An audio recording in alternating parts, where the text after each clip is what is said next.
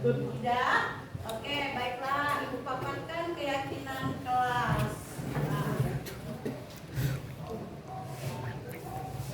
oke, perhatikan keyakinan kelas itu adalah nilai-nilai dan norma yang disepakati bersama murid dan guru di kelas. Jadi di kelas ini kita ada mempunyai ya nilai dan norma yang harus kita remuk bersama. Nah, di mana keyakinan kelas itu berbeda dengan peraturan kelas. Nah, apa saja perbedaannya? Nah, kalau peraturan kelas itu fokusnya adalah aturan dan larangan. Siapa yang menetapkan? Guru. Ya. Sedangkan keyakinan kelas itu fokus pada nilai dan kesepakatan bersama. Secara bersama kita temukan kira-kira di kelas ini bagus enggak? Sampah berserakan. Nah, itu sebagai normanya. Kira-kira kalau kan nggak bertanggung jawab, kira-kira bagus nggak? Nah, seperti itu, ya. Jadi kalian harus punya nilai. Semua manusia itu punya nilai, nah, punya norma.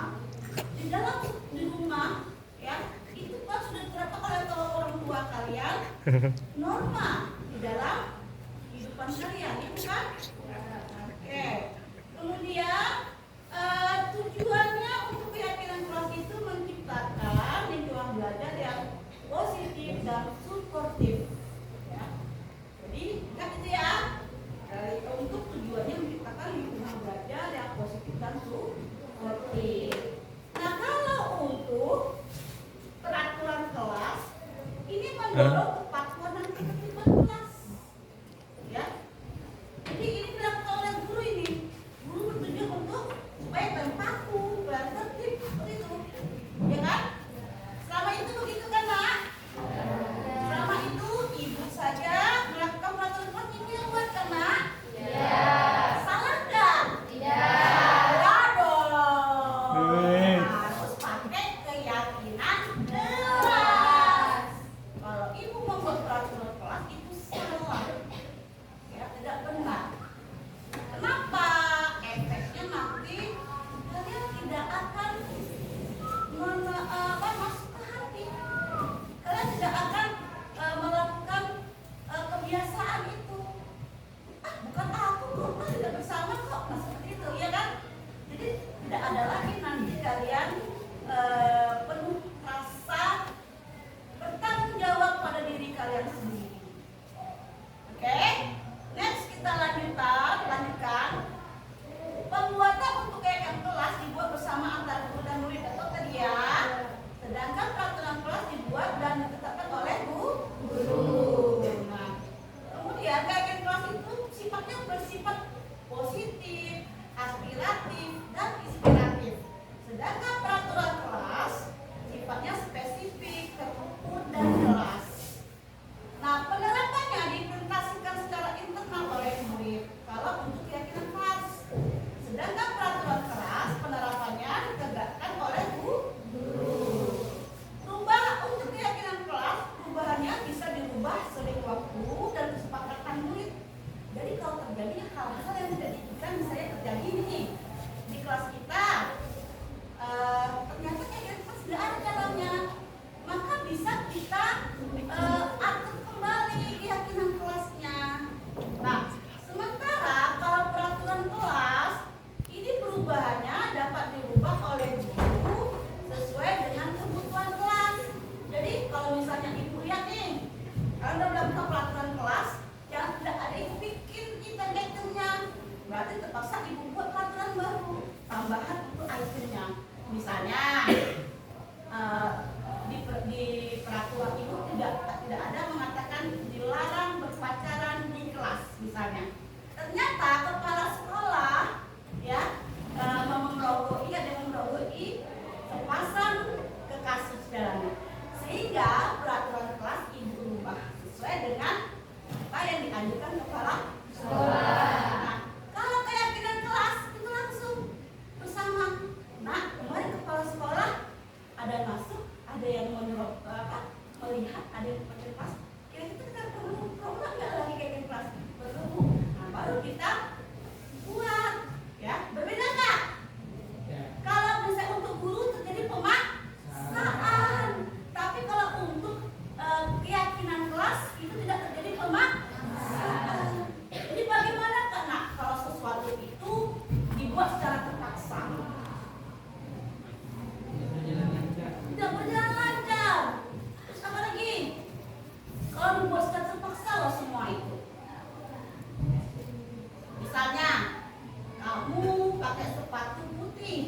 Ya, misalnya kamu pakai sepatu putih.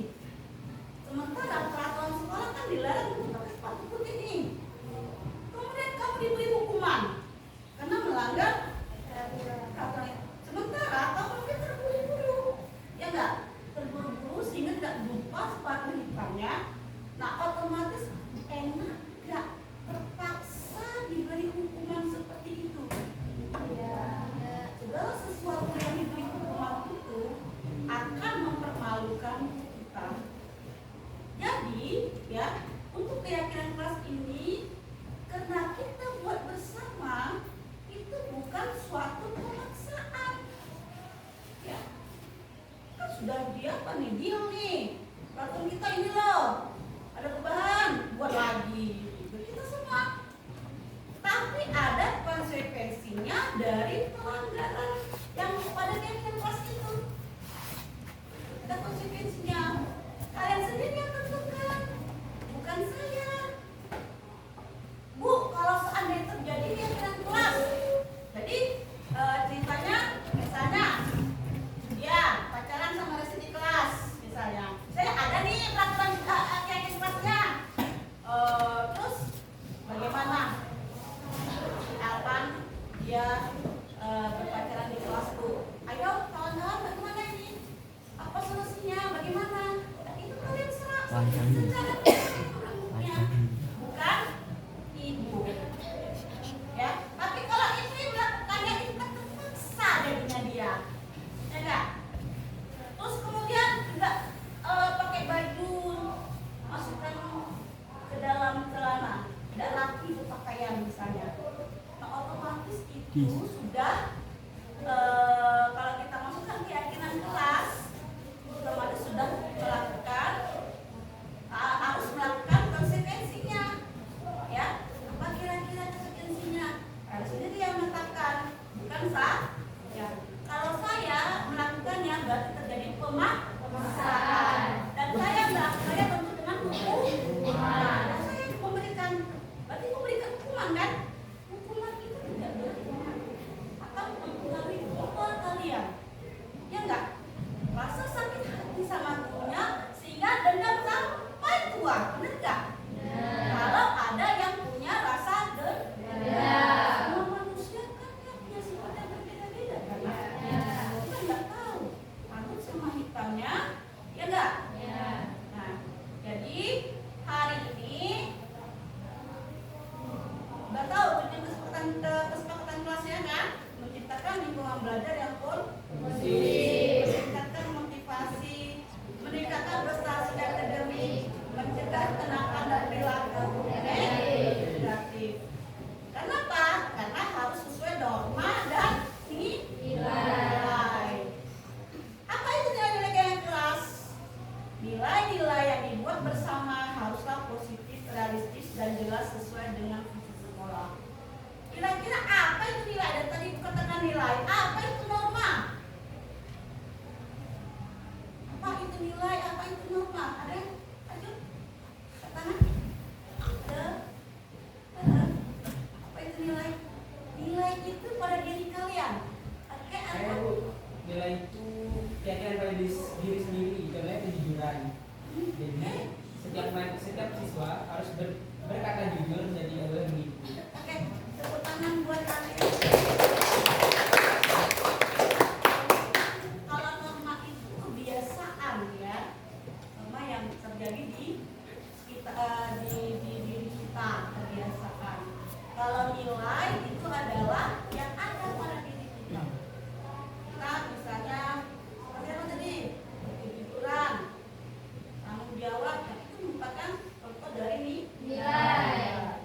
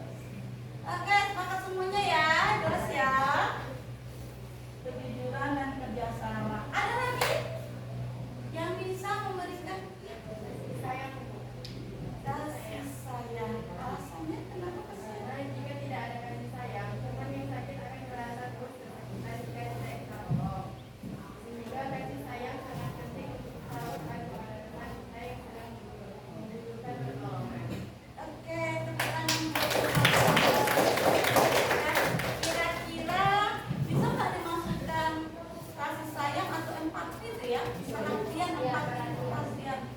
Ya, bisa nggak? Sepakat nggak dimasukkan? Angkat tangan dong. Oke, semua yang angkat tangan sepakat ya. Masukkan ke saya yang sudah. Next. Udah, kira-kira nilainya sudah ada? Udah terpenuhi semua nggak pada diri kalian? Udah ya. Nah, udah ada kalian nilai kalian, tanggung jawab, udah sama udah kesayang. Udah, itu aja. Ada tambahan, ada yang ngasih tambahan? Ya? Apa? Hormat. Oke, hormat menghormati. Ayo, siapa yang sepakat dengan hormat menghormati?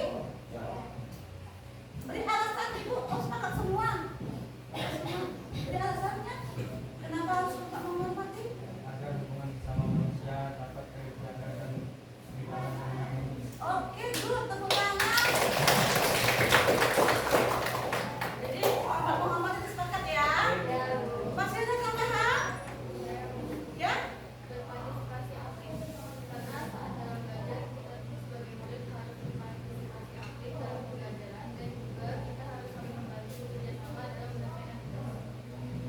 Kira-kira berpartisipasi aktif ini termasuk nilai atau norma? Salah, norma. Jadi nilai dulu kita selesaikan ya, Dit. Ayo, ada lagi yang mau nilai? Hah? Ada. Oke, keturunan. Kenapa alasannya? Jadi kita setiap siswa harus ikut apa berpartisipasi pembelajaran di dalam kelas dan kita tidak boleh menyepelekan apa yang kita lakukan. Jadi kita harus tekun. Oke, sepakat? Angkat tangannya dong. Yang sepakat, kasih alasan yang tidak sepakat. Udah semua sepakat? Masukkan. Keturunan. Oke, sekarang norma. Ya, norma. Tulis norma. Jadi kita kan tadi punya nilai dan norma nih. Nilai sudah kita sepakati. Sekarang norma lagi. Ada yang bisa memberikan normanya? Ya, silakan Lala. Good. Datang tepat waktu dan siap belajar. Ya, kenapa? Karena sebagai siswa dan siswi kita harus masuk ke kelas dan sekolah dengan Cepat tepat waktu dan agar pembelajaran membawa perangkat sekolah dengan biar good. Berarti tujuannya apa? Agar kita peraturannya agar di kelas kita tertib belajarnya. Kalau ada yang kenapa kan nggak tertib tuh. Ya kan? Sepakat nggak itu? Tadi apa tadi? Tadi datang tepat waktu. Dan siap belajar. Siap belajar. Oke, bisa dimasukkan? Silakan angkat tangan. Yang sepakat? Semuanya sepakat. Oke, Oma datang ke salah satu dan siap belajar.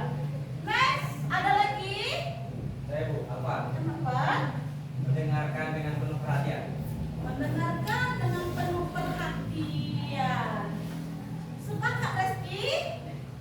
Pendapat apa? Sepakat nggak? Sepakat. Semua yang ngacung tangan sepakat? Oke, sepakat semua ya? Sebutkan tadi Pak ulangi. Mendengarkan dengan penuh perhatian. Karena sebagai siswa kita harus mendengarkan dengan penuh perhatian pada guru atau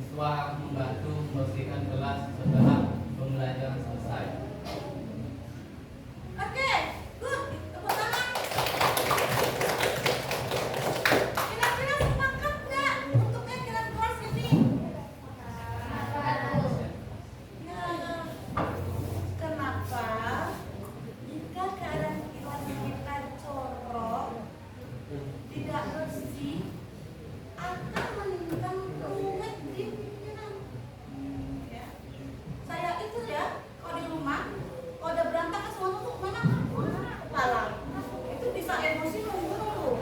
Langsung berdiri. Kakak, ini tolong dibersihkan. Nah, seperti itu saya. Tapi itu nggak boleh sebenarnya seperti itu ya. Kan dia bilang, ibu dulu adalah melakukan kesalahan. Seharusnya kata pintu, nah bisa minta tolong bersihkan dong rumahnya dan seperti itu. Ya. Jadi berarti selama ini ibu sudah melakukan kesalahan. Ya. Oke, next. Next. Ada lagi Oke, Tina? Boleh ngomong lagi jawabannya kamu. Oh, ini tadi ya lumayan. Berpartisipasi aktif dalam belajar dan juga berpartisipasi. Oh ya, berpartisipasi aktif dalam belajar. Ya. Sepakat berpartisipasi aktif? Sepakat. Sebagai seorang pelajar, kita haruslah berpartisipasi, baik itu dalam kelompok ya atau dalam belajar. Jadi gurunya senang masuk ke kelas. Gurunya kalau misalnya murid-muridnya tidak aktif belajar, dia akan merasa jenuh. Begitu juga kalian, ya enggak? Kalau gurunya tidak inovatif dan kreatif gimana? Tentu kan capek rasanya kan? Gitu terus. Ya enggak? Bosan enggak? Nah, jadi haruslah kalian juga ikut berpartisipasi Aktif. Oke. Yang sepakat berpartisipasi aktif angkat tangan. Oke, good. Semuanya ingin berpartisipasi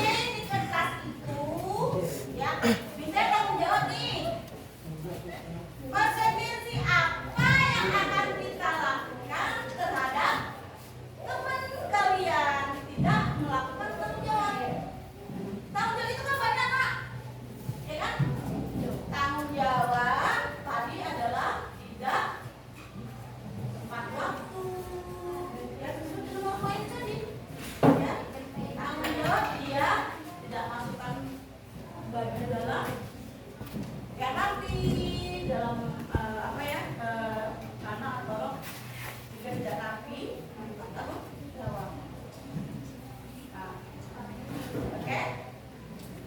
Setiap keyakinan kelas harus punya konsekuensi yang akan dilakukan oleh kalian.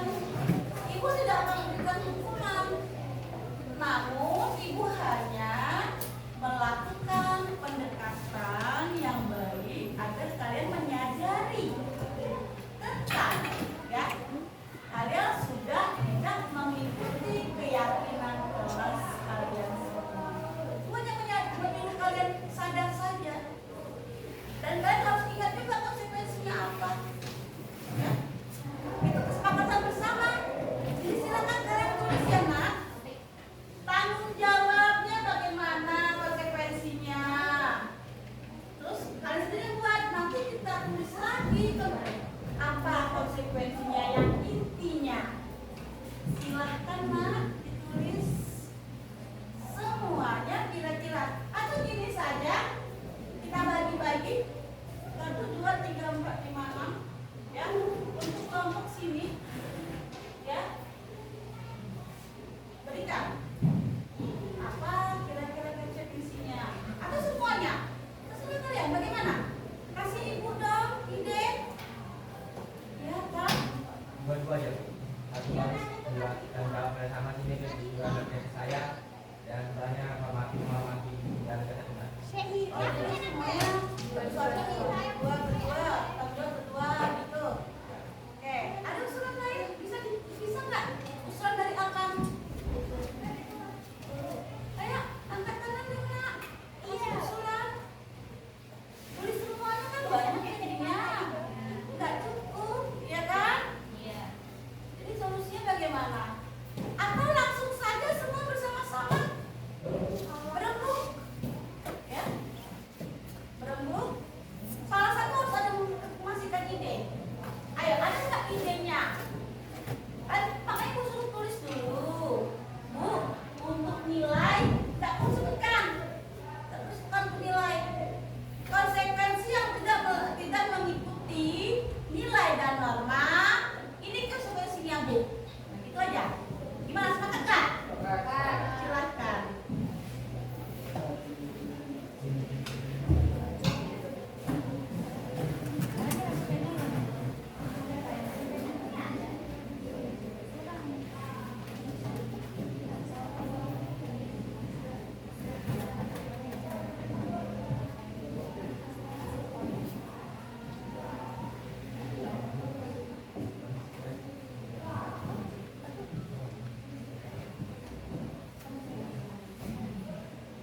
Yang satunya dibantu biar untuk ditempel situ tentang nilai dan norma itu satu.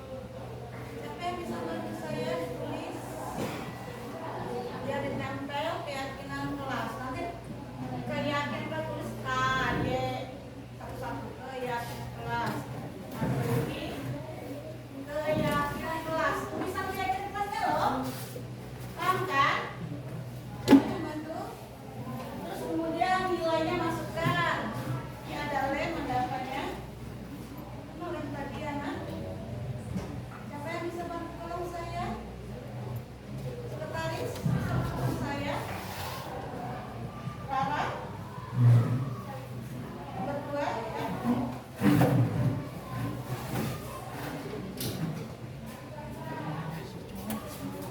Rara tak apa? Bagi dua atau gimana terserah. Norma siapa? Norma Rara.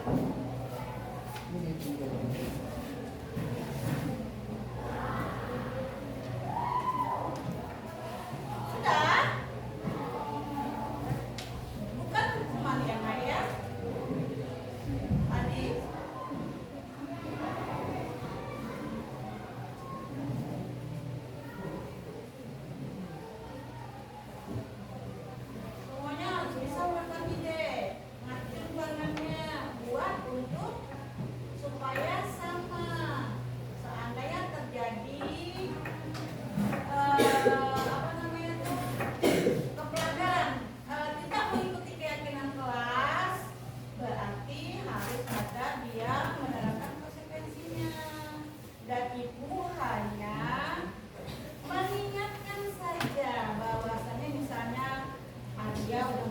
pelanggaran kelas misalnya, atau Arya udah melanggar keyakinan kelas, otomatis ibu akan berikan dia konsekuensinya.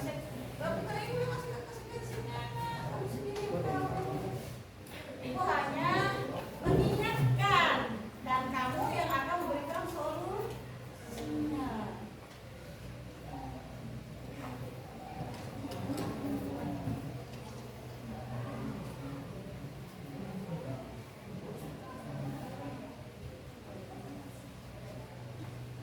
Oke, sudah. Ayo, siapa yang duluan? Konsekuensinya apa? Konsekuensinya berapa toh? Ya kan? Gak enak kan? Gimana konsekuensi yang berat itu? Berat tanggung jawab itu berat kan? Berat kan tanggung jawab tuh? Ya, ada yang masih usulan? Fitra? Mana? Berarti udah ada ini.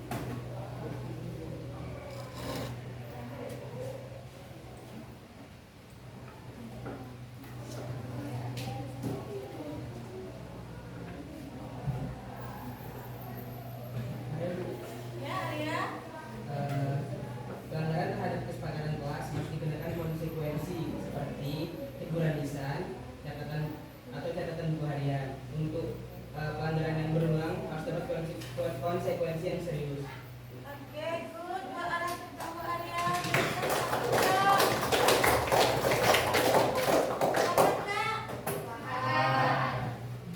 Apa sepakatnya?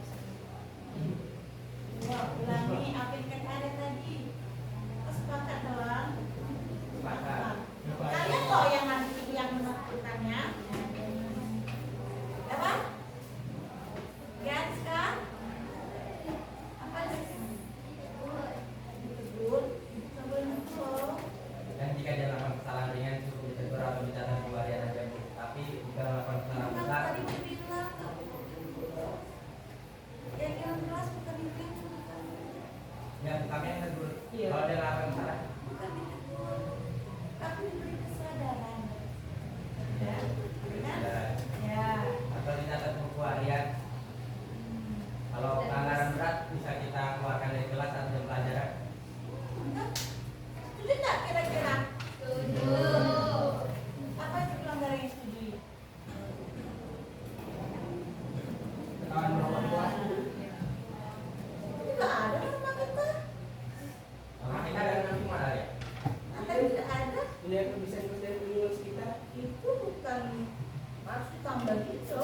Pakatnya merokok di kelas. Pakat nggak? Tambahin. Pakat nggak tambahin?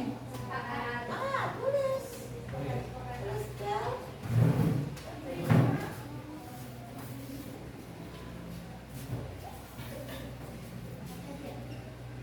Merokok dalam kelas katanya. Ya. Ayo, sepakat nggak itu? Biar dalam kelas pun ditambah. Sepakat. Dilarang lah. Leslie? Oke, semuanya sudah sepakat. Jadi, apa lagi yang bisa ngasih solusi? Ulangi Arya, solusi tadi Arya dan teman-temannya. Yang tadi Ya. pelanggaran terhadap kesepakatan harus dikenakan konsekuensi seperti diingati Diingati. Ya dan kan? dicatat di buku harian. Dan dicatat di buku harian. Berarti kalian di kelas harus punya buku Harian. Harian. Setelah dari buku harian itu ditinjau bagaimana dia? Bagaimana dengan gurunya? Gurunya, guru akan memberikan, mengingatkan sesuai dengan sudah, oh ada buku diarinya nih. Udah dikasih tahu ini terjadi tidak mengikuti keyakinan kelas si Aryanya. Jadi ditulis buku diari.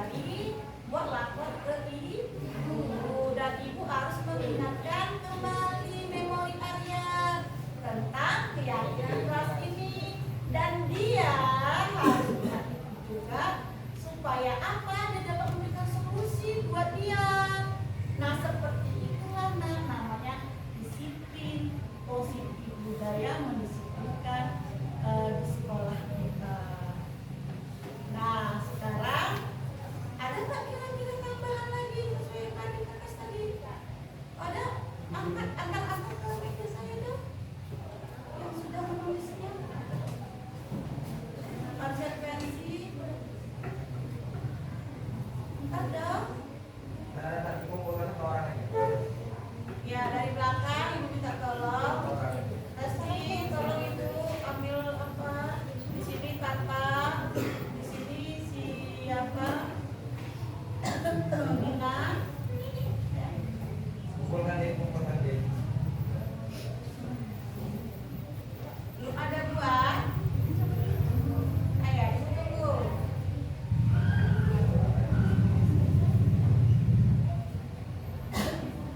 Jadi harus ingat ya nak ya, kesepakatan kelas ini bisa kita pinjam pulang dan kita revisi kembali ya, untuk supaya terjadi apa tadi, tujuan bersama kita. Apa tujuan bersama kita tadi? Menciptakan lingkungan belajar yang aman dan saling menghormati dan kondusif. Kemudian meningkatkan disiplin dan keteraturan di kelas.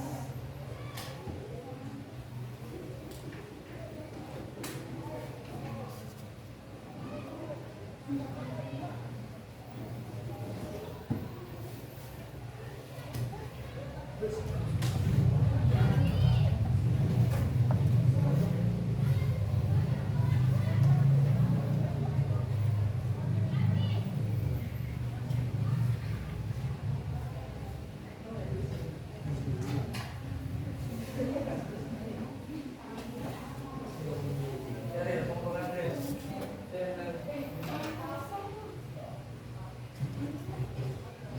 Ayo yang teman ya. Tadi sudah ibu suruh kan tadi Resti. Tadi bilang mengajar Resti. Alta, Dina. Yuk, kumpulkan. Sabar dong teman-teman yang belum. Saya bisa permisi ke kamar mandi.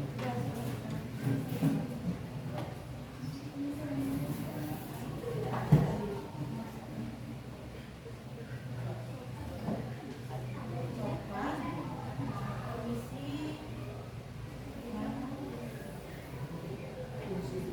Nanti aja ya kalau kita adakan revisi kalau seandainya ada. Kalau merasa kalian terganggu ada yang keluar masuk gitu. Dan nggak kira-kira kalau ada yang keluar masuk. Ada dulu kita buat itu dia tambahan. Nanti kita kumpulkan. Nanti akan kita berubah revisi jika itu mengganggu keyakinan kelas kita bersama.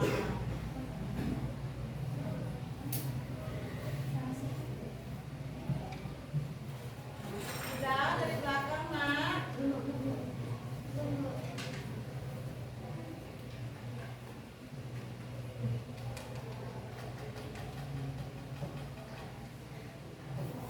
Jo.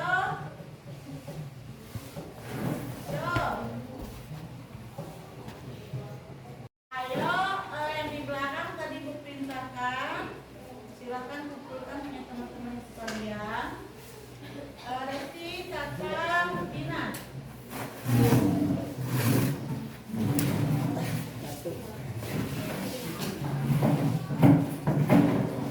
Lihat tadinya,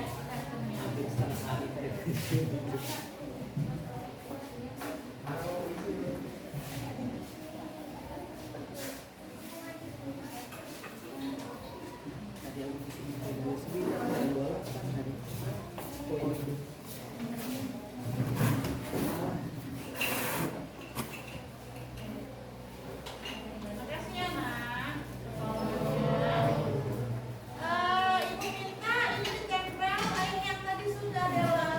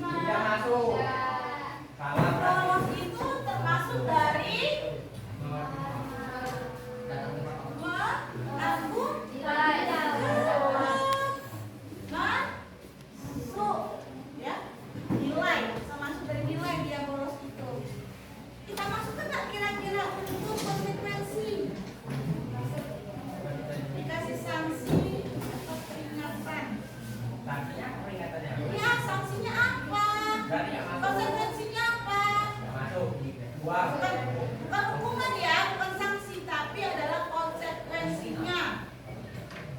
Ya, berarti nggak masuk ya? Tidak, Bu. Yang sepakat dimasukkan angkat tangan. Oh, nggak ada semua, berarti kita pisahin. Konsekuensi kita tidak melaksanakan keyakinan keras dengan agama, menasihati dan pelanggaran berulang dapat mengakibatkan yang lebih serius. Dikeluarkan dari kelas. Kira-kira sepakat dikeluarkan dari kelas? Sama dah Bu, yang pertama. Sepakat dikeluarkan dari kelas? Itu kira-kira kalau dikeluarkan dari kelas, dia nanti bisa nggak terima pelajaran ulang? Ya, Ya. dan kemungkinan jika dikeluarkan dari kelas kita tidak tahu dia akan pergi kemana, mungkin ke belakang, rokok. Iya. Jadi masuk nggak sepakat nggak ini dimasukkan ke sini saja? Iya. Yang maju sepakat angkat tangan yang sepakat. Oke, tak sepakat semua ya. Kita masukin. Pelanggaran terhadap kesepakatan kelas akan dikenakan konsekuensi seperti teguran, lisan. Yang teguran lisan sepakat nggak jadi konsekuensi? Yang sepakat angkat tangan dong. Ayo. Rara sepakat? Dela sepakat? Sepakat kan dia? Kalau tidak ya udah kita apain. Ya sepakat ya. Jika ada yang melanggar tidak menanti kesepakatan kelas, yang melanggar harus mendapatkan teguran dan siap dinasihati karena mereka melanggar. Sepakat? Sepakat. Oke. Akyum. Oke, good.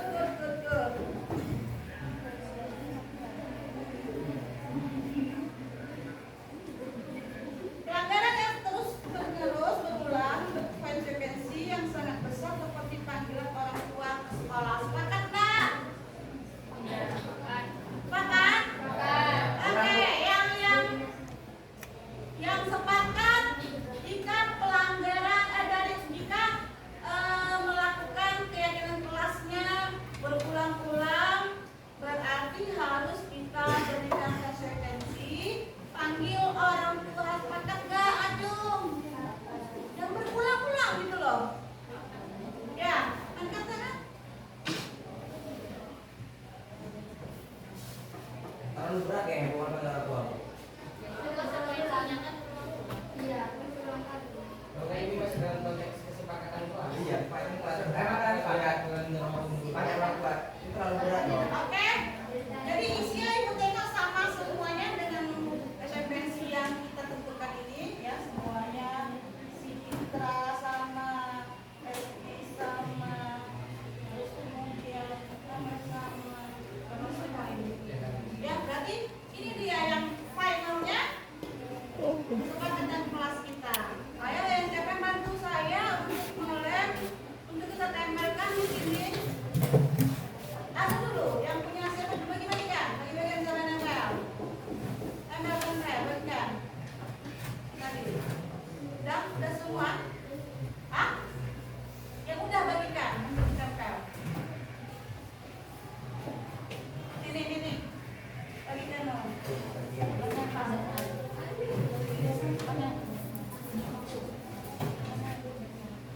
Oh, kesana itu kamu udah bagikan. Ya. Malah semua.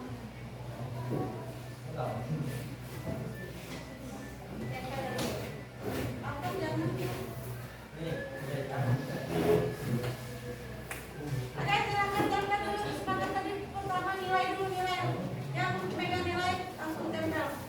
Boleh juga semuanya tempel langsung. Jangan lihat sekali. Jam.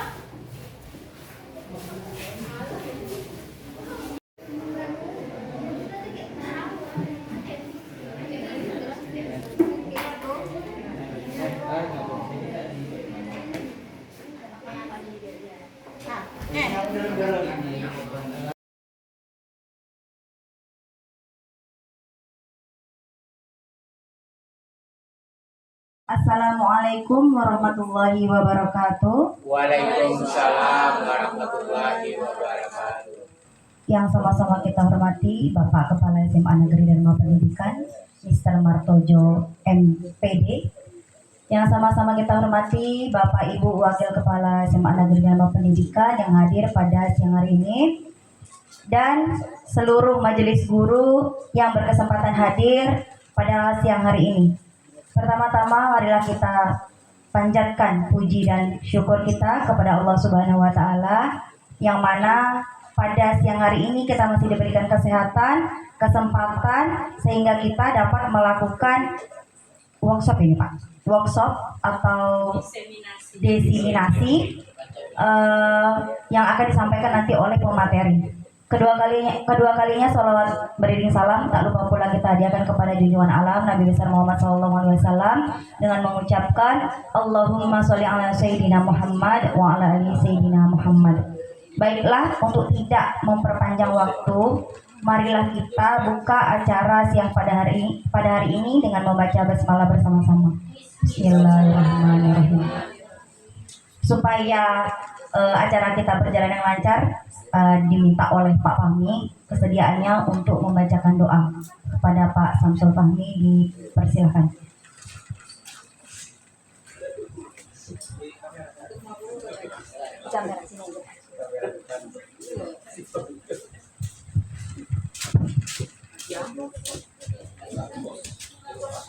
Assalamualaikum warahmatullahi wabarakatuh.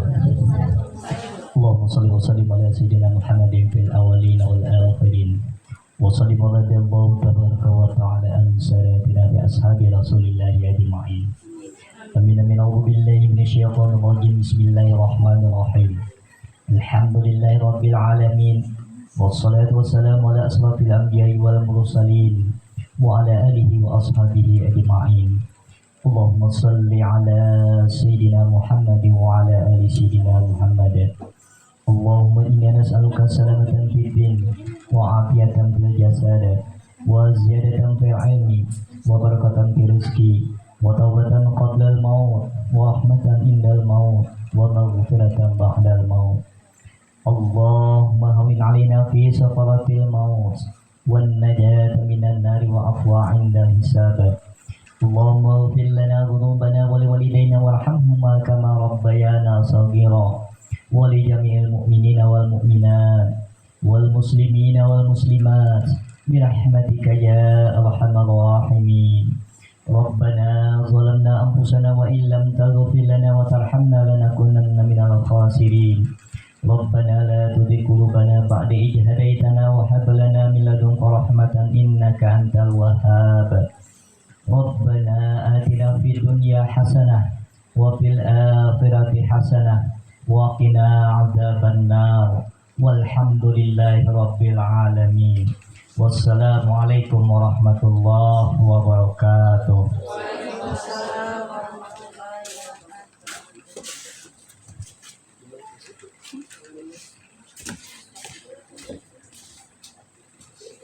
Selanjutnya yaitu kata sambutan dari Bapak Kepala SMA Negeri Dharma Pendidikan kepada Mr. Martojo MPD, dipersilakan. Bismillahirrahmanirrahim. Assalamualaikum warahmatullahi wabarakatuh. Salam sejahtera untuk kita semua. Alhamdulillahirabbil alamin.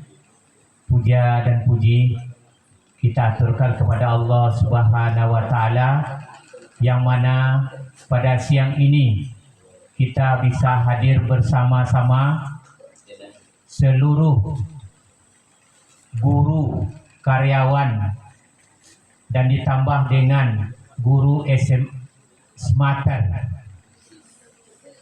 Jadi alhamdulillah kita sangat berterima kasih acara ini bisa kita laksanakan. Kemudian salawat beriring salam kita kirimkan kepada junjungan alam dengan ucapan Allahumma sholli ala sayyidina Muhammad wa ala ali sayyidina Muhammad. Bapak-bapak guru hebat semuanya, saya tidak akan memperpanjang mukadimah. CGP harus membawa perubahan positif untuk sekolah kita ini. Karena tanggung jawab pemerintah kepada guru dan CGP, calon guru penggerak, dan mudah-mudahan Ibu Sri Wahyuni dan Ibu Mary bisa lulus dan dengan angka yang terbaik. Dan mudah-mudahan menjadi contoh guru terbaik untuk kita di sini. Itulah harapan saya. Jangan nanti guru kita sebagai guru profesional yang sudah menerima uang sertifikasi. Kita guru penggerak yang diberi banyak keuntungan dan benefits. Harus kita memberi hal-hal positif untuk sekolah kita ini. Itu harapan saya.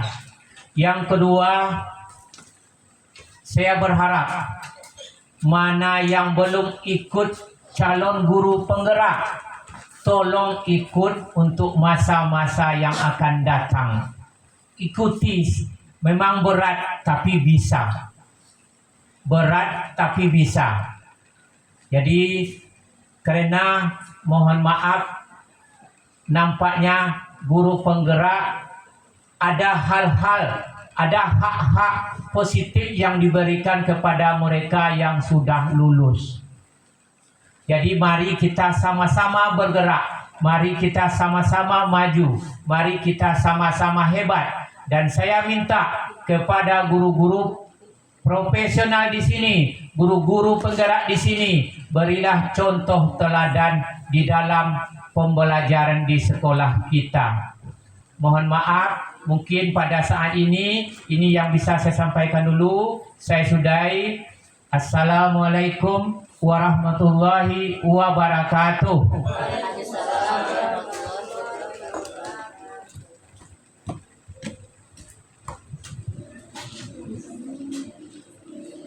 Langsung saja kita masuki acara inti kepada pemateri Bu Yuyun dengan judul Diseminasi Budaya Positif. Kepada Ibu Sri Wahyuni SPD dipersilakan.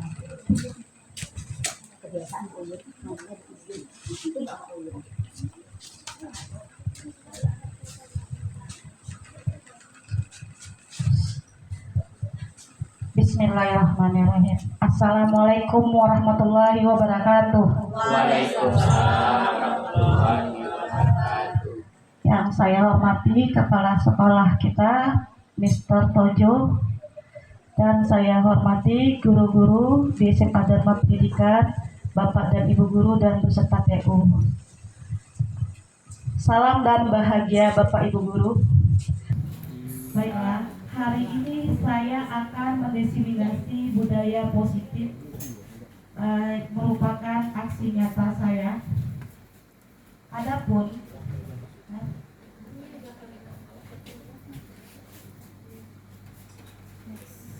apa itu budaya positif? Tentunya kita selalu mendengar kata budaya positif. Budaya positif itu adalah lingkungan belajar yang kondusif dan aman, di mana semua murid merasa dihargai dan dihormati dan didukung untuk mencapai potensi terbaik mereka. Dan ciri-ciri budaya positif itu yang pertama, adanya hubungan yang positif antara guru dan murid. Yang kedua, disiplin yang positif dan suportif. Yang ketiga, adanya keyakinan kelas yang disepakati bersama antara guru dan murid. Dan keempat, murid mempunyai kesempatan untuk berkembang dan belajar. Manfaat budaya positif di sekolah itu adalah untuk terciptanya lingkungan belajar yang lebih menyenangkan dan produktif. Yang kedua, memperkuat hubungan antara guru dan murid. Yang ketiga, meningkatkan rasa aman dan nyaman di sekolah. Keempat, meningkatnya rasa nyaman belajar di sekolah. Dan kelima, mengurangi kenakalan dan perilaku negatif. Bagaimana membangun budaya positif di sekolah? Tentunya kita bertanya demikian, ya. Untuk membangun budaya positif tidak tercipta dengan sendirinya, melainkan perlu upaya dengan sengaja dan terstruktur secara kolaboratif dan berkelanjutan. Bukan untuk satu orang guru saja, namun seluruh warga dari SMA Dharma Pendidikan di satuan pendidikan kita. Semua ikut terlibat agar tercipta budaya positif dan perlu penerapan disiplin positif di dalamnya. Dalam hal ini, kita sering melihat konsep disiplin itu terjadi pergeseran. Yang selalu kita dengar bahwasanya disiplin itu adalah suatu hukuman, ya, suatu peraturan, di mana suatu tindakan yang perlu murid kita harus mengikutinya. Sementara berdasarkan Ki Hajar Dewantara dari buku beliau menuntun, ya, Pemikiran Konsepsi Keteladanan Sikap Merdeka cetakan kelima 2013 halaman 470. Menurut beliau, di mana ada kemerdekaan, disitulah harus ada disiplin yang kuat. Hal ini seiring dengan pendapat Diane Gosen dalam bukunya Restructuring School Discipline. Diane menyatakan bahwa arti dari kata disiplin berasal dari bahasa Latin disciplina yang artinya belajar. Jadi berasal dari akar kata yang sama dengan disiplin atau murid atau pengikut. Untuk menjadi seorang murid atau pengikut, seseorang harus paham betul alasan mengapa mereka mengikuti suatu aliran atau ajaran tertentu, sehingga motivasi yang terbangun adalah motivasi intrinsik, bukan ekstrinsik. Ekstrinsik itu adalah motivasi yang di luar. Ekstrinsik adalah motivasi yang berada di dalam diri. Nilai dari kebajikan universal. Untuk terjadinya budaya positif, itu kita harus mempunyai nilai, dan setiap manusia itu punya nilai, ya. Nilai kebajikan adalah sifat-sifat positif manusia yang merupakan tujuan mulia yang ingin dicapai setiap individu. Nilai-nilai tersebut bersifat universal dan lintas bahasa, suku, bangsa, agama maupun latar belakang. Setiap perilaku pembuatan memiliki suatu tujuan. Itu pendapat dari Dr. William Besser pada teori kontrol 1984. Yang kedua, dengan mengaitkan nilai-nilai kebajikan diyakini seorang, maka motivasi instruksinya akan terbangun. Ini berdasarkan pendapat Diane Gosen tahun 1998. Yang ketiga, nilai-nilai kebajikan yang ingin dicapai kita kenal dengan profil pelajar Pancasila, yaitu kita kenal beriman, bertakwa kepada Tuhan Yang Maha Esa, dan berakhlak mulia, mandiri, bernalar kritis, berkebinekaan global, bergotong royong, dan kreatif. Nah, berdasarkan teori motivasi perilaku manusia, tadi kan ada motivasi eksternal dan ada motivasi internal. Di mana untuk menghindari ketidaknyamanan atau hukuman, apa yang akan terjadi apabila saya tidak melakukannya, itu merupakan motivasi eksternal. Jadi kalau kita bisa bertanya, apa yang akan terjadi apabila saya tidak melakukannya? Nah, itu berarti dia motivasi eksternal. Untuk mendapatkan imbalan dari orang lain atau institusi, apa yang akan saya dapatkan apabila saya melakukannya? Nah, itu merupakan motivasi eksternal. Untuk menghargai diri sendiri, saya akan menjadi orang yang seperti apabila saya melakukannya. Itu adalah motivasi di dalam, motivasi internal. Berarti tujuan disiplin positif kita ada.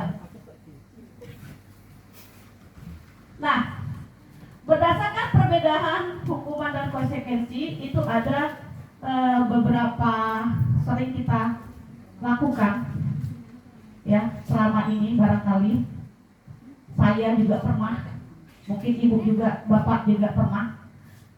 Kita lihat antara hukuman dan konsekuensi dari contoh berikut ini.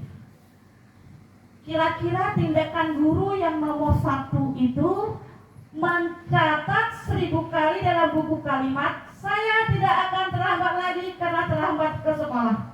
Itu apakah termasuk hukuman atau konsekuensi Bapak Ibu guru? Ya? Angkat tangan dong. Maksudnya mencatat. Tidak, ya sekarang pendapat Bapak Aan untuk mencatat 1000 kali di dalam buku kalimat, saya tidak akan terlambat lagi karena terlambat ke sekolah. Untuk itu sebagai hukuman atau konsekuensi? Ya? Konsekuensi. Konsekuensi. Oke. Nanti kita lihat jawabannya ya. Iya, bisa. Nah, Karena dia melakukan suatu kegiatan yang sebagai konsekuensi. oke, gue tepuk tangan Bapak Aan. Kita harus tahu konsep hukuman dan konsep konsekuensi, ya. Nomor 2 apa Pak Aan? Nomor 2 kira-kira apa itu tindakannya? Hukuman atau konsekuensi? Lari mengelilingi lapangan basket 2 kali karena terlambat hadir di sekolah. Hukuman. Sepakat hukuman itu atau konsekuensi? Hukuman. Oke. Mantap semua Bapak Ibu guru sudah memahami. Murid diminta untuk push up 15 kali karena tidak menggunakan masker ke sekolah. Itu hukuman atau konsekuensi? Hukuman.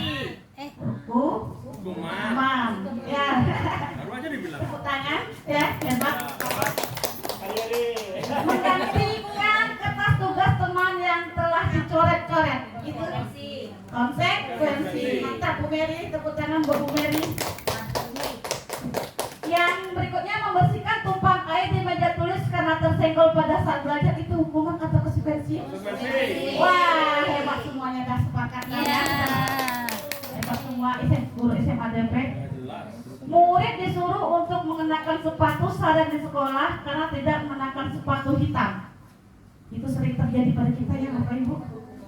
Itu hukuman atau konsekuensi? Hukuman. Ya. Next. Lari mengelilingi lapangan basket 2 kali karena terlambat 10 menit untuk pelajaran penjokan. Bapak Heri. Hukuman. Nah, salah jawab Bapak Heri.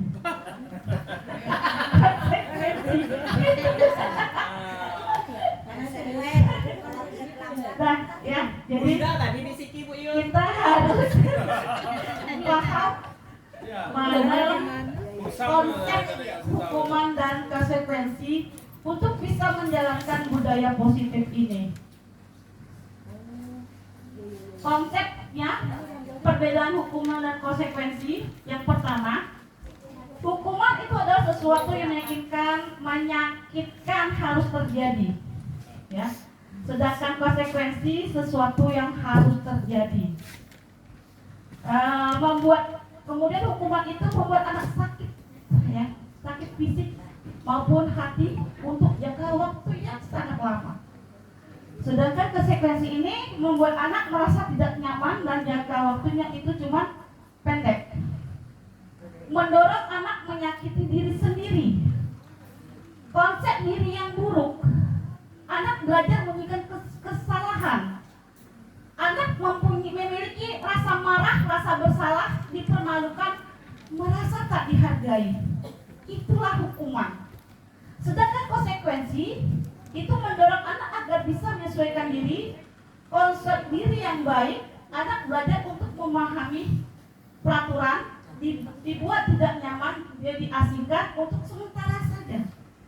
Jadi hukuman itu sangat menyakitkan Bapak Ibu. Ya. Apapun alasannya, di suatu sekolah itu tidak ada lagi tindakan hukuman. Maka saya mengatakan disiplin positif itu baik untuk diterapkan. Kenapa? Proses kita kepada anak adalah proses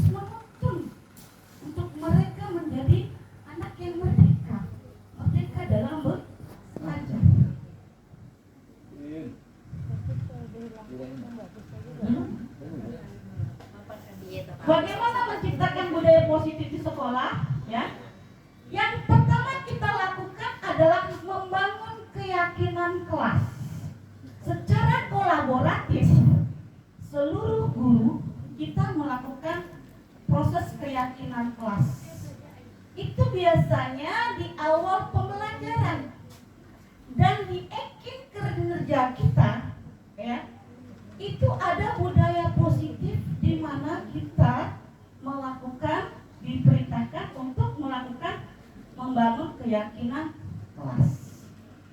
Jadi berdasarkan, ya, kinerja kita yang berkesinambungan, harus ada langsung kita terjun. Bagaimana kita membuat keyakinan kelas itu yang benar, ya. Jadi demikian, ya. Kemudian menerapkan disiplin positif, membangun hubungan yang positif, menciptakan lingkungan belajar yang kondusif. Nah, disiplin positif ini berdasarkan teori kontrol atau teori pilihan Dr. William Bethel, di mana kita tidak bisa mengontrol orang lain, hanya diri sendiri yang bisa mengontrol sendiri. Ada makna disiplinnya, yaitu belajar kontrol diri dengan menggali potensi kita agar tercapai tujuan mulia, yaitu sesuatu yang menjadi seseorang yang kita inginkan berdasarkan nilai-nilai yang kita hargai. Ini seimbang antara motivasi instinktif, yaitu berdasarkan nilai-nilai kebajikan universal, yaitu yang seperti saya katakan tadi, adanya keyakinan kelas. Kemudian adanya 5 posisi kontrol: penghukum, pembuat rasa bersalah, teman, pemantau, dan manajer. Ini adalah posisi guru, di mana ada dia guru itu sebagai posisi penghukum, membuat rasa bersalah, teman, pemantau, dan manajer. Dan pemerintah mengharapkan untuk pelaksanaan budaya positif itu kita berada pada posisi manajer, ya. Di mana pada posisi manajer ini ada pelaksanaan segitiga restitusi berdasarkan posisi manajer, di mana segitiga restitusi itu ada menstabilkan identitas, validasi kebutuhan, dan menanyakan keyakinan. Dan semua itu berdasarkan kebutuhan dasar manusia, ya. Kebutuhan dasar manusia ada kasih sayang, rasa diterima, kesenangan, ya, kebebasan, ya. Seorang anak itu bukan kan anak kita saja, kita ingin merasa bebas, ya. Kita ingin merdeka, kita ingin merasa kasih sayang, kita ingin merasa diterima, ya kan Bapak Ibu. Ini adalah pelaksanaan keyakinan kelas saya di sebelah IPS 4. Langsung ibu ke YouTube-nya, Bu. Keyakinan kelas. Keyakinan kelas itu adalah nilai-nilai dan norma yang disepakati bersama murid dan guru di kelas. Jadi selama ini kita setiap masuk kelas di awal pembelajaran kita ada dipilih wali kelas masing-masing. Tok tok tok tok tok, langsung masuk ke kelas. Assalamualaikum anak-anak, kita buat peraturan kelas ya, bla bla bla bla bla. Akhirnya terbentuklah anak dilarang membuang sampah sembarangan, anak begini, anak begitu, bla bla bla bla. Nah, itu semuanya bukan keyakinan kelas, tapi itu adalah peraturan kelas yang dilakukan, yang dibuat oleh guru. Anak bisa terbebani dengan hal demikian, dia tidak akan bertanggung jawab, ya. Percayalah Bapak Ibu, jika apa yang kita buat segala sesuatunya dia tidak akan mau bertanggung jawab. Tapi kalau berdasarkan dia yang mengatakannya, insya Allah, ya, bisa kita lihat perkembangan berikutnya secara konsisten. Oke, lanjut Bu. Nah, di situ kata saya katakan tadi, kalau kita ujuk-ujuk langsung masuk ke kelas, itu yang terjadi adalah peraturan kelas, ya. Peraturan kelas itu ada yang kita yang buat, fokus aturan dan dilarangan. Kamu dilarang begini nak, kamu dilarang begitu nak, bla bla bla bla bla bla, ya kan? Nah terus kemudian aturan begini, aturan begitu.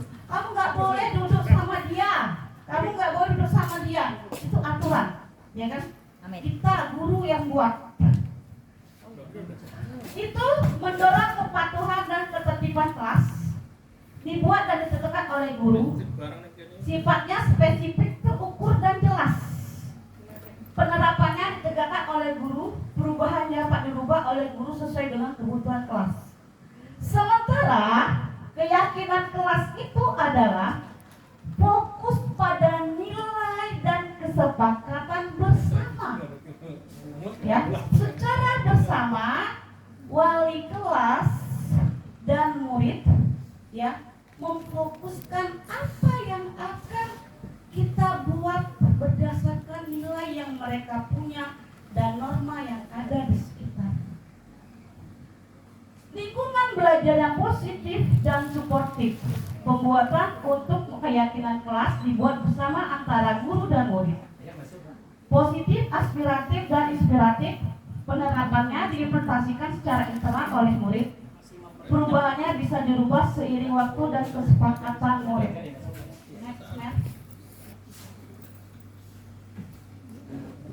Jadi tujuan keyakinan kelas itu Bapak Ibu kita sudah tahu ya, menciptakan lingkungan belajar yang kondusif, meningkatkan motivasi, meningkatkan prestasi akademik, mencegah kenakalan dan perilaku negatif.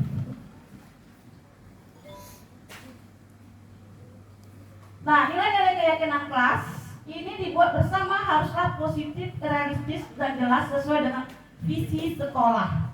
Apa visi sekolah kita? Bukan. Jadi berdasarkan visi kita ini kita buat ya untuk keyakinan kelas. Di visi kita ada mewujudkan sekolah yang unggul dalam sains, berprestasi dalam kegiatan intra dan ekstrakurikuler serta terampil berbahasa, religius dan berakhlak mulia. Ya, di ujungnya itu sudah nampak nilai yang ingin kita capai di SMA Dharma Pendidikan ini. Apa yang ingin kita capai di SMA Dharma Pendidikan ini adalah murid yang religius dan berakhlak mulia. Subhanallah, mulia banget kita ya Bapak Ibu, membuat anak berakhlak mulia dan religius.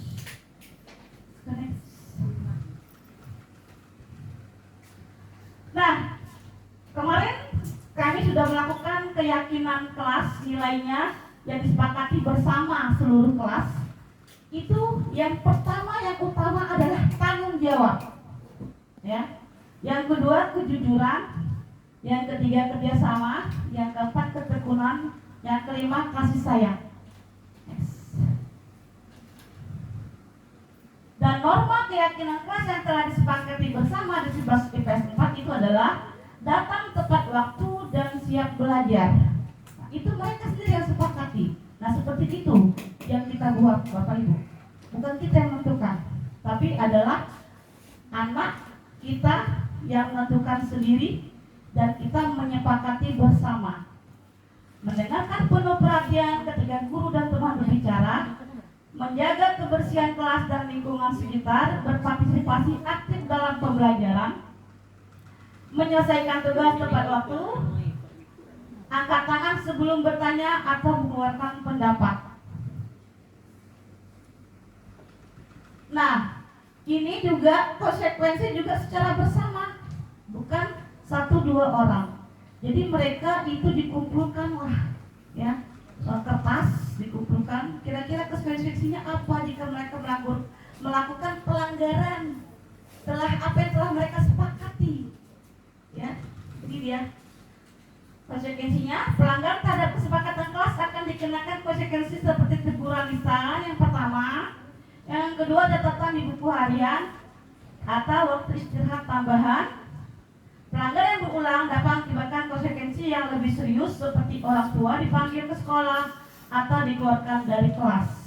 Next.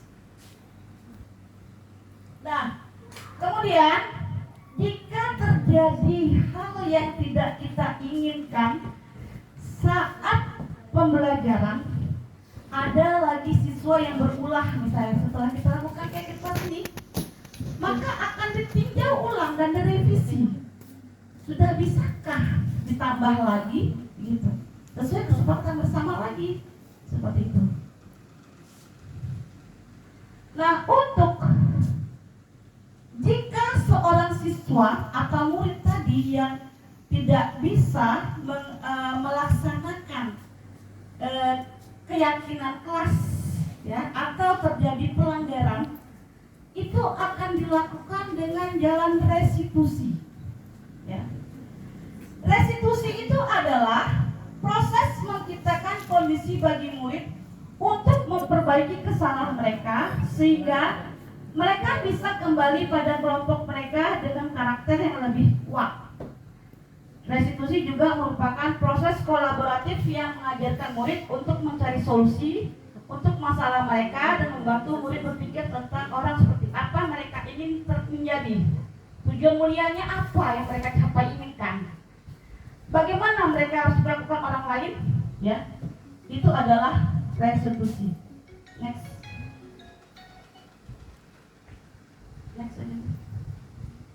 Segitiga restitusi ini ada 3 tahapan. Yang pertama itu adalah menstabilkan identitas. Jadi kita pertama itu terhadap siswa harus melihat, ya, awalnya kasusnya apa sih gitu. Anak itu distabilkan dengan kalimat-kalimat. Setiap orang pasti pernah melakukan kesalahan. Kamu bukan satu-satu yang pernah melakukan ini. Nah, seperti itu. Anak didorkan rasa dia gimana gitu ya, stabilkan gitu. Dia mungkin pertanyaan ini kok saya dipanggil, itu dia agak takut gitu kan. Jadi distabilkan dengan kalimat-kalimat ini dikatakan menstabilkan identitas namanya. Yang kedua, validasi kebutuhan. Kalimat validasi kebutuhan ini kamu tentu punya alasan mengapa melakukan itu, nak. Betul. Adakah cara yang lebih efektif untuk mendapatkan apa yang kamu dengar? Jadi di sini kita bukan menjudge. Kamu begini, kamu tidak. Tapi kita mencari solusi atas apa yang sudah mereka lakukan. Mereka sendiri yang mencari solusi itu. Mereka sendiri yang menjawab. Nah, itulah penggunaan segitiga restitusi. Kemudian dikaitkan dengan keyakinan kelas kita tadi. Bagaimana keyakinan kelas kita? Ya, kamu ingin menjadi orang seperti apa? Itu semuanya sudah dilakukan pada keyakinan kelas. Kasus ini contoh segitiga restitusi yang sudah saya lakukan. Ya, ini pada kasus anak saya Arya, sebagai PS4. Dia tidak mengikuti senam pagi di hari Kamis. Ia malah duduk di ruang belakang sekolah. Hal ini diketahui oleh saya, Ibu Yuyun, sebagai wali kelas Arya dari grup piket pada hari Kamis. Kemudian Ibu Yuyun memanggil Arya pada Senin untuk meminta keterangan. Nah, ini percakapan segitiga restitusi kasus Arya.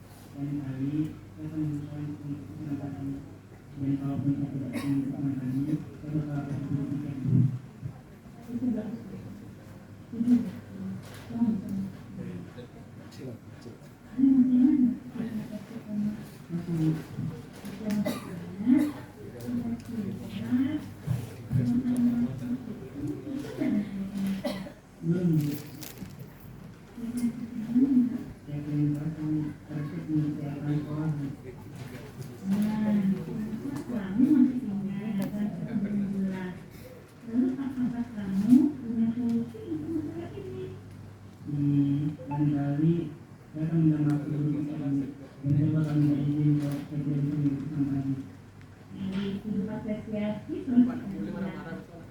Nah, berarti ada merasakan ya kira-kira harus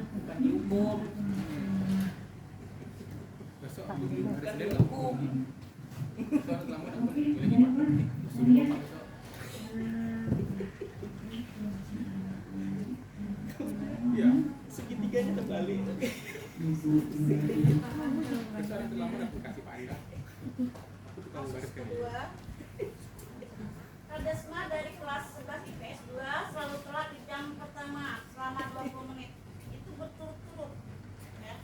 Dan kemudian setelah itu saya lakukan restitusi. Ketiga restitusi.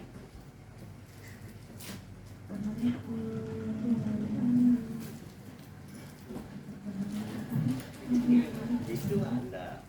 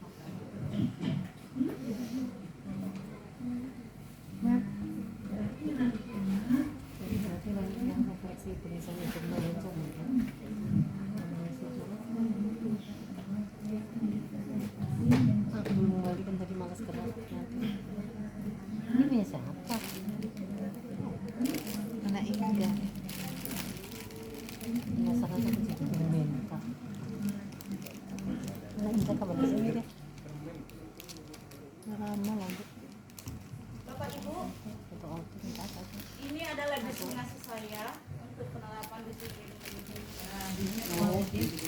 yaitu penerapan studi 3 restitusi. Yang dikatakan destinasi demikian Bapak Ibu, ada contohnya langsung ya.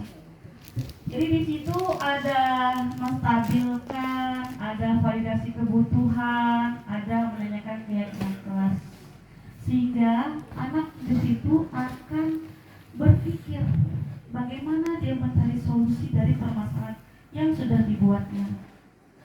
Jadi dia di sini fungsi kita untuk menuntun dari kalimat-kalimat dari menstabilkan identitas, nah seperti itu. Terima kasih Bapak Ibu Guru atas perhatiannya. Assalamualaikum warahmatullahi wabarakatuh. Saya kembali kepada Sesi untuk bertanya. Silahkan.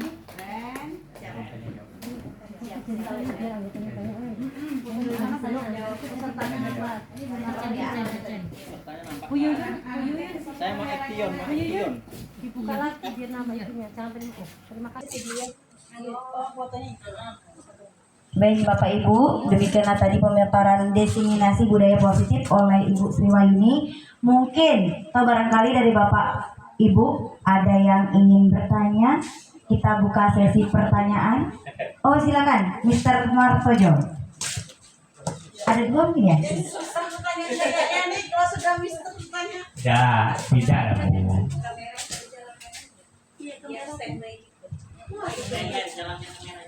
Oke. Ya silakan Pak Martojo. Udah ada kan? Udah ada.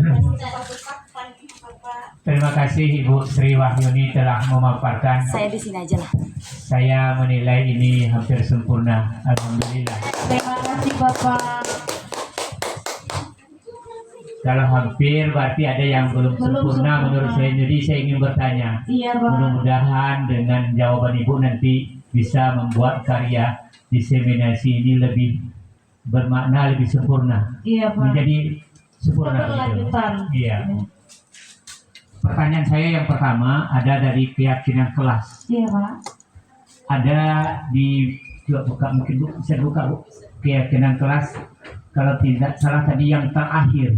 Tidak Pak. Bina.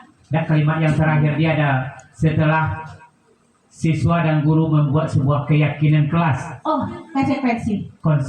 Ada tadi kan? Konsekuensi ada. Jadi coba cari Bu yang Keyakinan kelas. keyakinan kelas. Lanjut. Nah terus Bu lanjut. Terus.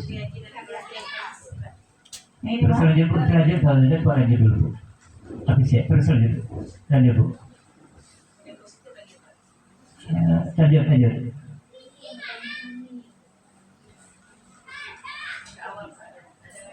Gini Bu, saya masih ingat itu. Tadi sudah anak itu melanggar peraturan, keyakinan kelas bukan peraturan ya Bu ya. Dengan melanggarnya salah satu anak dengan keyakinan kelas, tadi disuruh pada kalimat terakhir anak itu disuruh keluar. Kalau disuruh keluar kemana anak ini? Ini pertanyaan saya yang pertama Bu.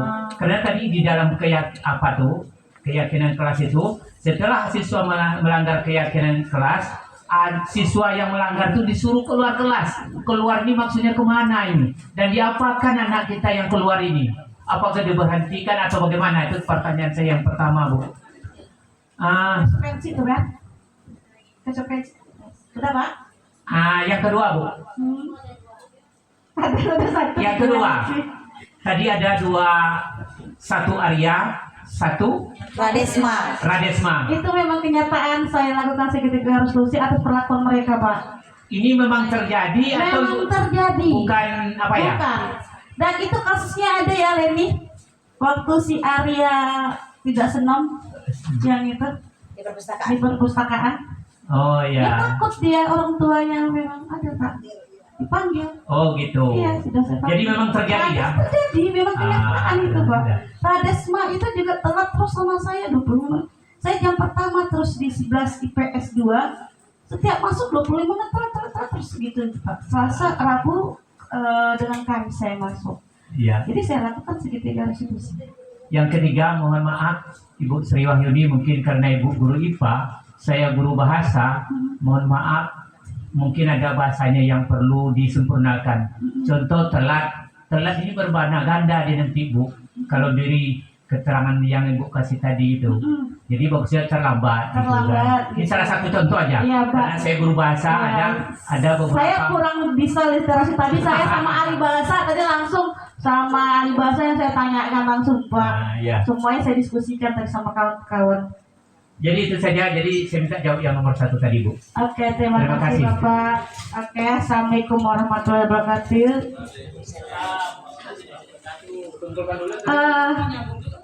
Lanjut aja dulu saya jawab ya Pak Aan ya. Keyakinan kelas ya itu adalah kesepakatan bersama antara guru dan murid, di mana saat dilakukan kesepakatan bersama itu bukan hanya nilai dan norma saja, namun konsekuensi yang dilakukan oleh mereka yang melakukan pelanggaran. Bukan hukuman ya Pak, tapi itu kesepakatan bersama. Mereka laksanakan apa yang sudah mereka sepakati. Ya, jika seandainya itu sangat berat, misalnya kita tahu kan di anak-anak yang sangat berat itu bagaimana? Ya, rokok, gitu kan Pak, berat, atau narkoba, atau minum, kan itu sangat berat Pak. Nah itu prosesnya tidak di kelas lagi Pak. Prosesnya di luar dari kelas, yang dari keyakinan kelas itu kita ada guru BK. Jadi sebatas di dalam kelas itu keyakinan kelas hanya di situ saja. Mereka harus ditangani di luar dari kelas. Nah, ya. Prosesnya bukan di kelas lagi, ya. Kita punya jenjangnya. Jadi beratnya seorang guru wali kelas itu dia sebagai posisi kontrol. Dia yang semua menstabilkan di dalam kelas itu warganya. Nanti jika sudah gitu kan parah, kita punya guru BK. Maka tidak langsung semuanya, tiba-tiba guru BK, tidak Pak. Kita punya wali kelas. Jadi wali kelas tangani dulu di dalam kelas warganya, baru selesai itu jika tidak bisa kita tangani, tidak bisa kita selalu melakukan pelanggaran dari kesepakatan kelas bersama, kita panggil. Kita punya jalurnya. Ya, saya paham, Bu. Terima kasih, Bu. Ya. Bagus sekali jawabannya ya. Oke, kamera. Agak-agak haus popularitas ya. Jadi kalau saya lihat tadi itu antara konsekuensi. Sebetulnya membedakan konsekuensi itu sebetulnya mudah. Itu adalah dari akibat sebetulnya. Dari akibat. Jadi sesuatu yang berakibat itu adalah konsekuensi. Kemudian ada tadi yang di video itu, ya. Saya agak kurang terbalik. Bentar, agak kurang pas. Tadi saya tanyakan ke Ibu, sikap saya itu masuk kemana nanti itu? Iya betul. Jadi ketika ada yang tidak senang, itu menyampaikan tadi saya nggak dengar jelas, cuman di situ terasa lemah lembut sekali. Terasa lemah lembut sekali. Agak beda. Saya udah uji coba. Ketika mereka tidak upacara, saya datangi, kamu kenapa nggak upacara? Oh, saya terlambat Pak, motor saya rusak.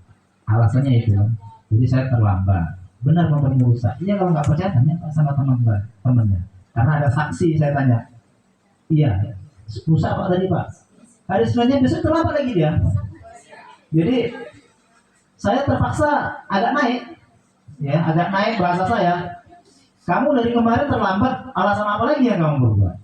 Ya, kalau begitu kamu harus hormat bendera, karena kamu tidak melakukan upacara pada hari ini.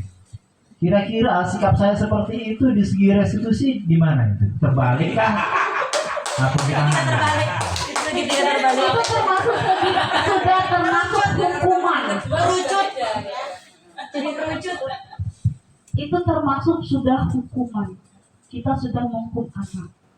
Jadi gini Pak Aan, ini sebelumnya terjadi sudah berlarut-larut oleh kita.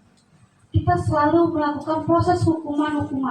Jadi setiap siswa baik di rumah, mungkin barangkali di rumah terbiasa mereka dengan proses hukuman. Jadi merasa takut dia Bapak. Dia takut untuk mengatakan kejujuran, itu takut dia mengungkapkan pendapat itu, dia takut. Karena apa? Karena nanti bakal dihukum aku loh, gitu. Jadi dia menyembunyikan kesalahan dia itu, dia sembunyikan, nggak mau jujur dia. Nah, itu dari segi hukuman itu. Jadi kalau kita udah terbiasa gitu buat, otomatis anak kita memang susah untuk jujur. Jadi maka kita terapkan keyakinan keras itu tidak akan mudah secara langsung jadi, tidak, tapi pelan-pelan, ya, pelan-pelan semua itu, karena udah terbiasa dari awalnya. Saya aja Pak, dulunya juga melakukan proses hukuman, tapi sejak saya belajar dari segitiga institusi, disiplin positif, kok saya salah. Jadi saya lakukanlah sesuai dengan alurnya. Oke, saya lanjutkan lagi. Oke.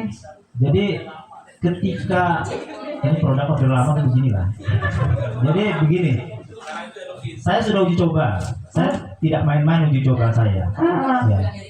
Ketika sekolah ini hari Senin itu upacara banyak yang terlambat. Iya. Kemudian diproses hanya dengan bahasa-bahasa datar saja, tanpa konsekuensi yang harus diterima oleh siswa itu. Kayaknya akan terulang terus. Dan di belakang seolah-olah dia, saya cuman diomongin dengan lemah lembut begitu saja. Besok mulai lagi. Tapi begitu saya nampak lagi mereka melakukan kegiatan itu dan terlambat, maka saya bariskan di depan, kamu hormat bendera selama 15 menit. Saya tes. Anak yang terlambat besok itu ternyata dia tidak terlambat lagi. Berarti ada efektifnya juga. Hukuman itu ada efektifnya juga. Ya. Dan cuma saya nggak bisa hukum guru aja. Ya itu. Jadi saya rasa harus ada dua sisi. Ya, ada dua sisi. Konsekuensi dengan hukuman itu ada erat. Ya, ada erat berdampingan ternyata. Jadi kita mendidik, ada kalanya ada intonasinya yang mungkin naik, ada intonasinya yang kadang harus turun. Jadi ada kombinasi sebetulnya di situ. Kita tidak bisa hanya satu kombinasi. Kita tidak bisa kombinasi. Kalau nggak percaya dengan apa yang saya sampaikan, coba sendiri di lapangan. Bagaimana kita mengatur dari 600 siswa ini yang berbagai macam tipe. Kalau tipenya sama, yang seperti itu yang datar, mungkin bisa. Yang tipenya nggak datar, ini yang butuh nggak datar juga, harus kita ikutin juga seperti itu. Jadi kita harus melihat situasi juga di lapangan. Saya rasa itu. Pribadi siswanya ya. Terima kasih Bu, itu saja. Oke, boleh saya tanggapannya Pak? Oke, baiklah. Jadi kan tadi saya sudah katakan, kita selama ini pakai metode hukuman. Jadi anak itu dia terbiasa dengan rasa takut dan kecemasan, ya kan Bu Mary ya? Sehingga saat kita udah baik-baik kemarin, jadi dia berubah itu hanya takut gitu, tidak menyadari bahwa dia itu salah. Di situ letak hukuman, proses hukuman itu. Dia tidak bisa menstabilkan emosi dia, sehingga di luar anak yang seperti itu akan temperamen. Ya. Dan anak yang sering kita kasari, kita marahi, ujuk-ujuknya nanti anak yang penakut di masa depan. Dia takut mengeluarkan pendapatnya, dia takut mengatakan bahwasanya dia itu bisa, anak itu hebat, dia akan takut itu. Karena proses dari awalnya ada rasa itu tertanam di jiwanya. Dari kita seorang guru, kita ini hanya proses menuntun mereka ke arah yang kebaikan. Bukan kita ini saat ini memerdekakan mereka menjadi seorang murid yang lebih baiknya di masa yang akan datang. Itu sesuai dengan profil pelajar Pancasila, ya, sesuai dengan Ki Hajar Dewantara, kita disiplin dengan kemerdekaan. Demikian Bapak. Oke.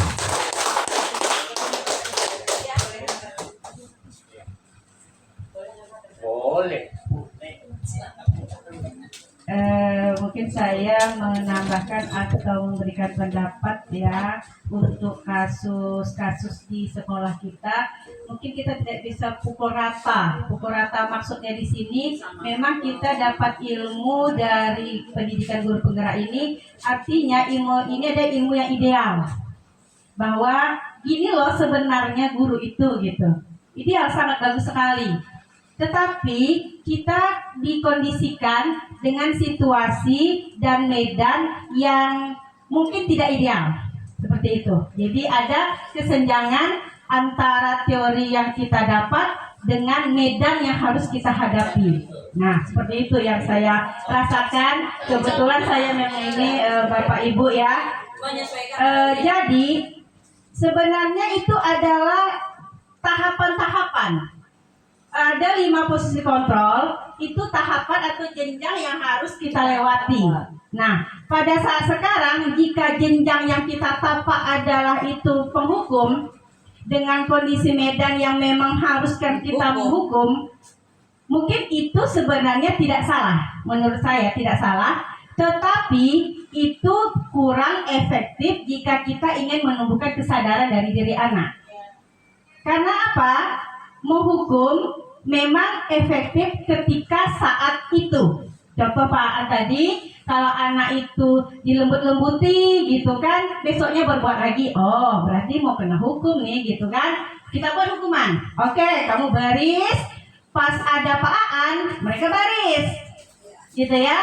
Pas ada Pak Aan. Tetapi kalau ada Pak Aan yang pergi atau Pak Aan tak hadir hari itu, mereka tidak ada yang ditakuti. Jadi tipikal yang sementara kalau di hukuman.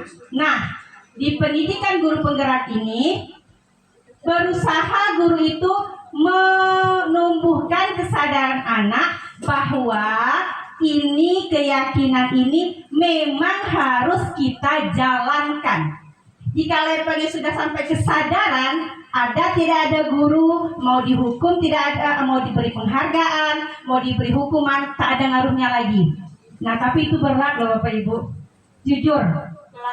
Kesadaran membagi kesadaran itu berat. Nah, itulah gunanya kita adakan diseminasi ini, bahwa ini loh yang dipelajari dan ini loh medannya Ibu Bapak gitu. Jadi sama-sama, kita sama-sama. Itu saja Bapak Ibu ya. Assalamualaikum. Jadi gini, ini ibarat kita mau nanjak naik motor, ya. Jadi kalau jalannya datar, gasnya slow. Kalau kita jalannya nanjak slow, mati kita mundur. Mati jurang gitu. Nah, gambarannya seperti itu saja. Jadi kalau jalannya nanjak ya gasnya harus kuat, harus maju. Tapi kalau pelan-pelan mundur kita. Ya itu bisa blok rem kita. Jadi sesuai yang Ibu Mary sampaikan, lihat medan. Kalau medannya datar, santai. Medannya nanjak, gas. Sepakat. Oke, terima kasih Bapak Ibu atas pertanyaan dan pencerahannya. Saya kembalikan kepada MC untuk acara diseminasi disiplin positif ini. Terima kasih. Assalamualaikum warahmatullahi wabarakatuh. Bapak punya perumpamaan, saya punya pantun. Iya. MC kan sarkas nih. Bunga melati di pekarangan. Cakep. Tumbuh cepat, segera besar. Cakep. Saya masih banyak kekurangan. Maklum masih tahap pelajar.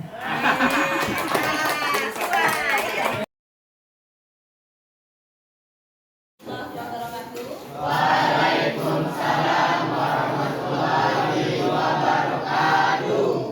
Oke, selamat pagi semuanya. Pagi, Bu. Sehat. Sebelum kita lanjut ke kegiatan berikutnya, nah sebelumnya berarti kita harus membuat keyakinan kelas terlebih dahulu ya. Nah, ini kelas 11 IPS. Nah, sekarang untuk membuat keyakinan kelas ada beberapa hal yang akan Ibu tampilkan dan silakan nanti kita pahami bersama, Anda pahami bersama. Setelah itu nanti baru kita buat kamu yang membuat kesepakatan atau keyakinan kelasnya. Jadi nanti kita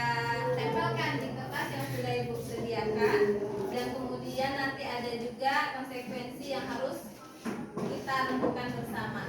Oke ya? Silakan kamu perhatikan. Nah, di sini ada pengertian keyakinan kelas, yaitu nilai-nilai dan norma yang disepakati bersama murid dan guru kelas.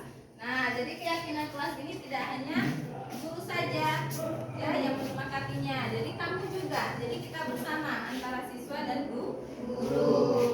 Nah, kemudian apa itu perbedaan antara keyakinan dan peraturan? Nah, ini bisa kamu perhatikan. Keyakinan kelas itu adalah fokus pada nilai dan kesepakatan bersama. Ya, kita sepakat bersama. Nah, untuk yang peraturan itu fokus pada aturan dan larangan yang ditetapkan oleh guru. Ya, itu peraturan. Berarti hanya dari guru